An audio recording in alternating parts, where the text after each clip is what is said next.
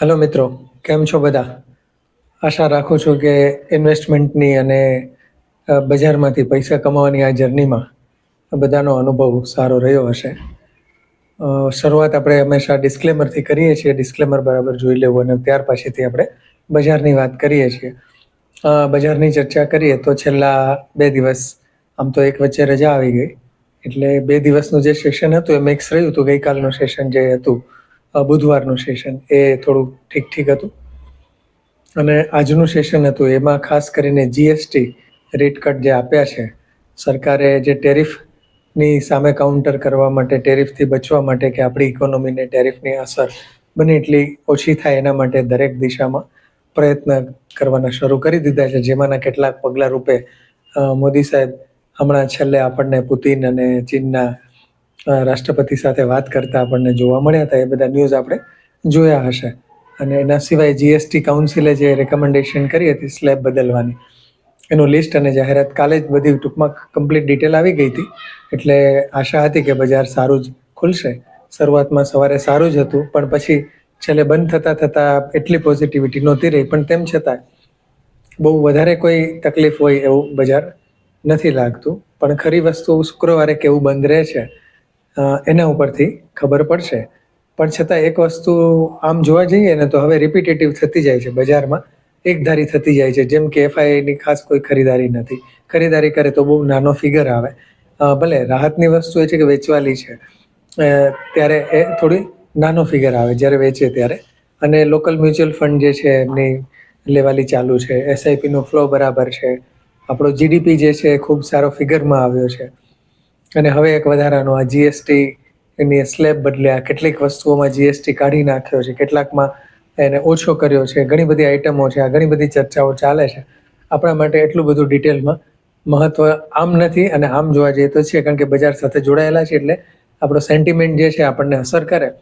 પણ નથી એટલા માટે કે આપણે એક આપણી ચોક્કસ મૂડી લઈ અને જ્યારે આપણા માટે નક્કી કરેલી જ વસ્તુ હોય કે આ 6 થી 7 સ્ટોક એવા છે કે જે મારા પોર્ટફોલિયોમાં વર્ષે એકાદ વખત કે 6 મહિને માંડ એકાદ વખત, ક્યારેક 2-3 વર્ષે ચેન્જ થાય છે, જેને કોર પોર્ટફોલિયો કહીએ.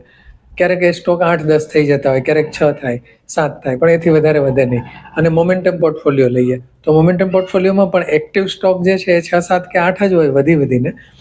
બાકીના બધા સ્ટોક પડ્યા હોય, પણ કેવું હોય કે 2-5 પડ્યા હોય, કોઈ 10 પડ્યા હોય, એ ખાલી આપણે એના ભાવના સ્ટડી માટે કે એમ રાખેલા હોય, એવું બની શકે. બાકી એક્ટિવલી આપણે એમાં 4 કે 5 સ્ટોકમાં જ કામ કરતા હોય કે જેમાં અઠવાડિયામાં 1 કે 2 વખત આપણે સોદો કરતા હોય, લેવેચ કરતા હોય, ક્યારેક દરરોજ પણ કરતા હોય, એવા પણ સ્ટોક હોય. તો આટલું નાનું આપણું વિશ્વ હોય સ્ટોકનું, ત્યારે જીએસટી ને બધું આટલું મોટું બધું, આટલા બધા સમાચારો, કઈ વસ્તુ પર ઘટાડ્યો અને કઈ કંપનીઓને ફાયદો, આપણે ખાલી આપણી કંપનીઓ જે છે જોઈ શકીએ. એટલા માટે આપણે બહુ અસર નથી, એટલી બધી આપણને બહુ ફેર ના પડે, એમ કહેવાનો મતલબ એ હતો. અને બજારમાં આમ જોવા જઈએ તો તમે જેટલું ઓછું રાખો, જેટલું કહેવાય ને કે અવાજને ઓછો સાંભળો ને, એટલું તમે વધારે સ્થિર થઈ શકો, વધારે ધીરજ રાખી શકો. કારણ કે સ્ટોક માર્કેટમાં અવાજ ચારે બાજુ ખૂબ છે, બધી જગ્યાએથી. આપણને એમ થાય, તમે ઘણી વખત કોઈ સ્ટડી કરતા હોય, કોઈ વિડીયો જોતા હોય, કોઈ બુક્સ જોતા હોય, કોઈ સારી વ્યક્તિને સાંભળતા હોય, તો ઘણું બધું છે, બહુ મોટો દરિયો છે. કોઈ કહે છે કે આમ કરો, કોઈ કે આમ કરો, કોઈ કે આ સ્ટ્રેટેજી સારી, કોઈ કે આ બધા રેશિયો જોવા જોઈએ, કોઈ કે ચાર્ટ જોવા જોઈએ, કોઈ કે હાઈ અને લો જોઈને કોઈએ કેટલા બધા કરોડ રૂપિયા બનાવી લીધા. એટલે આવું બધું ખૂબ છે બજારમાં. આ બધાથી બને એટલું બચવું. અને ટીવી ચેનલો જે છે એ પણ જેટલી ઓછી જુઓ એટલું વધારે સારું, કારણ કે તો તમે તમારી સ્ટ્રેટેજી ઉપર રહી શકો. ટીવી ચેનલ વધારે જુઓ એટલે તમે એની સ્ટ્રેટેજીથી દોરવાઈ જાઓ, અથવા તમારી સ્ટ્રેટેજીમાં એનું ઇન્ટરફિયરન્સ જે છે એન્ટર થાય. ભલે કદાચ એ બી કરી જવું, એનાથી કંઈ પોઝિટિવ થતું હોય તો ઠીક છે, પણ મને એમ લાગે છે કે લાંબા ગાળે એ બધી વસ્તુઓ એટલી બધી અસર નથી કરતી. હા, ચેનલ જોવાય, એમાં ટચમાં રહેવાય, કોઈ ન્યૂઝ બેઝડ કોઈ આઇટમ્સ છે કે જે છે, અને એમાંથી ક્યારેક કોઈ ફાયદો કે આપણું નુકસાન થતું અટકાવી શકતા હોય તો ઠીક છે, સિલેક્ટિવલી. બાકી બહુ એટલું બધું એ બધી વસ્તુઓમાં એક્ટિવ ન રહેવું. અને ખરેખર જોવા જઈએ તો બજાર ઓપોર્ચ્યુનિટીનો ભંડાર છે પૈસા કમાવા માટેનો. આમાં તમારી પાસે જેટલું હોય, તમે જેટલું આમાં માની લો કે કોઈને મહિને 2-5 હજાર, 10,000 કમાવવું છે, એની ઓપોર્ચ્યુનિટી પણ આપે છે. અને કોઈને બહુ મોટી એવી મૂડીનું સર્જન કરવું છે તો એના માટે પણ બજાર ઓપોર્ચ્યુનિટી આપે છે. પણ આ બધા જે અવાજ છે એનાથી બને એટલું બચવું અને તમારું પોતાનું ગાઈડન્સ રાખવું, અથવા તો એવી વ્યક્તિનું ગાઈડન્સ રાખવું કે જે તમને લાગતું હોય કે નહીં આ ટેસ્ટેડ છે, બરાબર છે, આમનું ગાઈડન્સ છે. ચલો હવે થોડી સ્ટોકની વાત કરી લઈએ. તો આજે જે આપણે ચર્ચા કરવાની છે કે બહુ લાંબા સમય સુધી અને લાઈફ ટાઈમ એટલે 10, 15, 20 વર્ષે, ભલે હવે લાઈફ ટાઈમ જેવું કશું નથી, કારણ કે બધું ચેન્જ બહુ થતું જાય છે. આજથી 10-15 વર્ષ પહેલાં જે સ્ટોક લાઇમલાઇટમાં હતા, માની લો કે 20-25 સ્ટોક, તો એમાંથી અત્યારે માંડ 10-12 જ બચ્યા હશે કે ઘણા નીકળી ગયા હશે. એટલે રિવ્યૂ તો પાછો 2-4 વર્ષે, 5 વર્ષે એના બિઝનેસનો, એ કંપનીના પરફોર્મન્સનો, એનું ભવિષ્યનો કરી જ લેવો જોઈએ. પણ તેમ છતાં લોંગ ટર્મ માટે આપણે એક સ્ટોક ડિસ્કસ કર્યો તો બજાજ ફાઇનાન્સ. અને લકીલી આજે જીએસટી રેટ કટ અને કન્ઝમ્પશન લોકલ માણસોનું વધવાનું છે, કારણ કે માણસોના પૈસા બચશે. જે કંઈ જીએસટી ઘટશે એને કારણે થોડીક લોકોનું સેવિંગ થશે અને એ આ બધી વસ્તુઓમાં ખર્ચાશે એમ માનીને બજાજ ફાઇનાન્સ આજે ખૂબ 5-6% ઉપર અપ હતો, ખૂબ સારો ચાલ્યો છે. આમ તો છેલ્લે 3-4 સ્ટોક એવા જોયા છે કે જે આપણે છેલ્લે વિડીયોમાં વાત કરી હોય અને ખૂબ સારા ચાલ્યા હોય, પણ હવે એ તો બજાર છે, એનું વળતર આપશે પ્રમાણમાં અને સારું જ રહેશે. તો એ બજાજ ફાઇનાન્સ પહેલો સ્ટોક આપણે ડિસ્કસ કર્યો. તો બીજો સ્ટોક આજે જે જોવાના છીએ એ સ્ટોકને જોવાનો છે, એ છે બ્રિટાનિયા. અને આ સ્ટોક પણ આજે અપ છે, કારણ કે બિસ્કિટ્સ માટે પણ જીએસટી ઘટ્યું છે. એટલે આ કંપનીનું લગભગ એમ માની લો કે 70% જે બિઝનેસ છે એ પ્યોરલી બિસ્કિટ ઉપર છે. બાકીનું બધું ડાયવર્સિફાઈ છે, સંગ્રહી શકાય એવી કેક ને ઘણું બધું મિલ્ક પ્રોડક્ટ અને ચીઝ ને ડેરી પ્રોડક્ટમાં ને ઘણી બધી છે, પણ સૌથી મોટું કોન્ટ્રીબ્યુશન બિસ્કિટનું છે. એટલે આજે બ્રિટાનિયા પણ સારો એવો અપ હતો. એના બિઝનેસ વિશે આપણે વધારે વાત કરવાની જરૂર નથી. ખૂબ જૂની કંપની છે, કેટલી બધી જૂની, બહુ ડાયવર્સિફાઈડ કંપની છે. અને છેલ્લે જે કહેવાય ને કે જ્યારે પાર્લે જે છે એક ધારા ટિપિકલ 2 કે 3 જ જાતના બિસ્કિટ આવતા, ત્યારે બિસ્કિટની વેરાયટી લાવવાની શરૂઆત આમ તો કરવાવાળા બ્રિટાનિયા કહેવાય. કે અનેક રેન્જ છે, અનેક પ્રોડક્ટ છે, કેટલા બધા વર્ટિકલ એક્સપાન્શન છે, હોરિઝોન્ટલ એક્સપાન્શન છે, ઘણી બધી વસ્તુઓ છે, કેટલી કેટેગરી નવી એમણે ઇન્ટ્રોડ્યુસ કરી છે. નહીંતર પેકિંગમાં રાખેલી કેક, 10-10, 15-15 દિવસ રાખેલી કેક જે છે એ આપણને વિચાર જ ન આવે કે કેક થોડી એટલો બધો સમય સુધી રહે, પણ એ પેકિંગમાં કેક આવતી હોય એ કોન્સેપ્ટ પણ એમની જ શરૂ કર્યો છે. ભલે બીજી પણ કંપનીઓ છે એનો પણ ઉલ્લેખ કરી દઉં, પણ એ ખાલી અહીંયા એમનું નામ યાદ કરવા પૂરતું છે. જેમ કે મિસિસ બેક્ટર ફૂડ, એની પણ આપણે ચર્ચા કરી છે અને એ પણ સારી કંપની છે, એનો અભ્યાસ કરી શકે. પણ અત્યારે આપણે જે વાત કરીએ બ્રિટાનિયાની છે, હાઈ આરઓસી અને હાઈ આરઓઈ બંને ખૂબ સારા, 40%થી ઉપર. રિટર્ન રેશિયો ખૂબ સારા.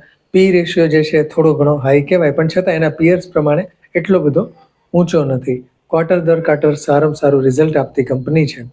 બીજા બધા એના ફિગર્સ વધારે ડીપમાં જવાની જરૂર નથી, કારણ કે બધા જ માર્ક્સ જે છે ટીક થાય છે. ઇક્વિટી જે છે એની સામે દેવું છે, તો એની સામે એટલું જ રિઝર્વ છે. કેશ ફ્લો પોઝિટિવ કંપની છે. શેર હોલ્ડિંગ પેટર્નમાં પણ પ્રમોટરોનું હોલ્ડિંગ ખૂબ સારું છે. સાથે ઇન્સ્ટિટ્યુશન્સનું પણ હોલ્ડિંગ ખૂબ સરસ છે. છેલ્લે એફઆઈઆઈમાં કદાચ 0.5-1% જેવો છેલ્લા કેટલાક ક્વાર્ટરથી ફેરફાર થતો હોય, પણ ઓલ ઓવર ખૂબ સરસ હોલ્ડિંગ એફઆઈઆઈ અને ડીઆઈ બંનેનું છે. ફાઇનાન્શિયલી દરેક રીતે સાઉન્ડ કંપની, ફાઇનાન્શિયલ રિઝલ્ટ પણ સારા, ઓલ ઓવર પ્રોફિટ માર્જિન પણ 14-15-17% આજુબાજુ રહેતી કંપની અને ડાયનેમિક કંપની છે. એટલે આ કંપનીને પણ ભવિષ્ય માટે અને બહુ લાંબો સમય સુધી હોલ્ડ કરી શકાય કે પોર્ટફોલિયોમાં ઇન્ક્લુડ કરતું જવાય, જ્યારે કરેક્શન આવે એવો સ્ટોક ગણી શકાય છે. અને બજાજ ફાઇનાન્સ વખતે પણ મેં આ એક રિમાર્ક્સ કહેલો કે જરૂરી નથી કે વિડીયો જોઈને તરત જ તમે બજાજ ફાઇનાન્સ માં વિચાર કરો, પણ એનો ભાવ જ્યારે વિડીયો બનાવ્યો ત્યારે પ્રમાણમાં શરૂ કરી શકાય ઇન્વેસ્ટમેન્ટ એવો હતો. જ્યારે બ્રિટાનિયા માટે હજી ક્વેશ્ચન છે, અત્યારે સ્ટીમ અપ છે, થોડો ચાલેલો છે. ભલે એટલો બધો નહીં ચાલે, બજાર ચાલશે ત્યારે, અને ઘટાડામાં પણ ઓછો ઘટશે, પણ છતાંય અત્યારનો ભાવ થોડો ઘણો હાઈ લાગે છે. તો કરેક્શનમાં ધીમે ભેગા કરવા માટે ચોક્કસપણે વિચારીને એનો અભ્યાસ કરી શકાય એવો સ્ટોક છે. આપણે લેવા કે વેચવાની કોઈ ભલામણ નથી કરતા, પણ આ એક બીજો સ્ટોક થશે કે જે આપણે લાંબો સમય સુધી સાચવી રાખી શકાય અને કદાચ ભવિષ્યમાં આપણા સંતાનોને પણ વારસામાં જતા આપી શકાય એવો સ્ટોકમાં હું આને ગણું છું. એટલે અત્યાર સુધીમાં 2 સ્ટોક થયા. હવે મિત્રોની કોમેન્ટની વાત કરી લઈએ. તો એક મિત્રે બિરલા કેબલ માટે પૂછ્યું છે. લગભગ ડિસ્કસ આપણે કર્યો છે, હું શ્યોર નથી, પણ છતાં થોડું ટૂંકમાં કહી દઉં કે રિટર્ન રેશિયો બહુ સારા નથી. 3-4%, 5% રિટર્ન રેશિયો ધરાવે છે. મેઇનલી ટેલિકોમ્યુનિકેશન્સના કેબલ બનાવતી કંપની છે જૂની કંપની, પણ ખાસ કરીને પ્રોડક્ટ વિશે અને એટલું બધું નથી. ટ્રેડિશનલ ને કોમોડિટી જેવી પ્રોડક્ટ છે કે જેમાં કોઈ મોનોપોલી નથી, અને પ્રોફિટ માર્જિન જે કહેવાય પ્રમાણમાં એટલો બધો ઓછો છે કંપનીનો. આ રીતની કંપની છે. રિઝલ્ટ જે છે એ પણ બહુ ફ્લક્ચ્યુએશનવાળા છે. છેલ્લું રિઝલ્ટ જે છે એ ઠીક ઠીક કહી શકાય એવું છે.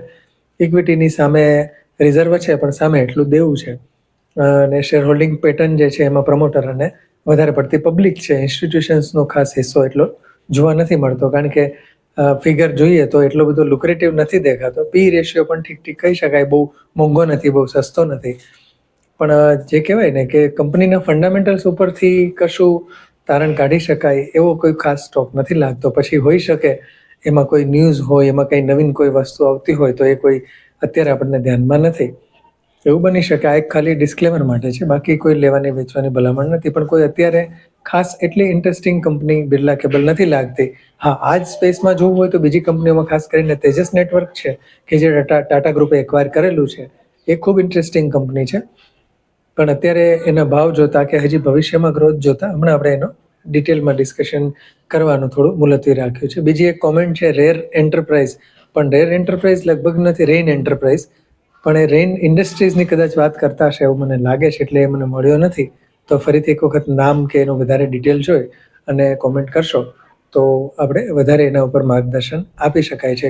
જે મિત્રોએ સરસ કોમેન્ટ કરી છે અને બિરદાવ્યા છે, મારો ઉત્સાહ વધાર્યો છે કે વધારે સારું રિસર્ચ લઈ અને સારા સારા સ્ટોકની ચર્ચા કરીએ, શેરબજારમાંથી કઈ રીતે આપણે વધુમાં વધુ સારું રિટર્ન મેળવી શકાય એની વાત કરીએ, એના માટેનો ઉત્સાહ આવી કોમેન્ટથી ખૂબ વધતો હોય છે મિત્રો. તો આ વિડીયો વિશે પણ કેવો લાગ્યો એની કોમેન્ટ ચોક્કસ કરજો. પ્રશ્નો હોય તો ચોક્કસ લખજો, કારણ કે હવે શનિ રવિ છે તો બની શકે કે વધુમાં વધુ પ્રશ્નો જવાબ મિત્રોને આપી શકાય એવું છે. અને કેટલાક મિત્રો તો ખાસ કોમેન્ટ કરતા જ રહે છે. મારા પરમ મિત્ર જે કલોલથી છે અને કંઈક એમનું ફર્નિચરનું કામ છે, એમની પણ કોમેન્ટ છે કે તમે કદાચ એન્જિનિયરિંગ સેક્ટરમાં કે એન્જિનિયરિંગ કંપનીમાં હશો એટલે વધારે એન્જિનિયરિંગના સ્ટોક ડિસ્કસ કરો છો, પણ એવું નથી.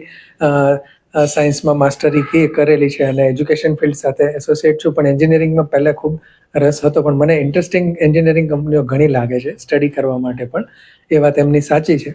પણ સાથે સાથે બીજી પણ ઘણી બધી કંપનીઓનો સ્ટડી આપણે કરતા હોય છે. એમણે હોસ્પિટલ સેક્ટરની કોઈ ગુજરાત બેઝ કંપનીની વાત કરી છે, તો એક આખું હોસ્પિટલ સેક્ટર જે કહેવાય, ફાર્માને પેરેલલ સેક્ટર છે, એની જ હવે ટૂંક સમયમાં આપણે કેટલીક કંપનીઓ વિશેનો વિડીયો જોઈશું મિત્રો.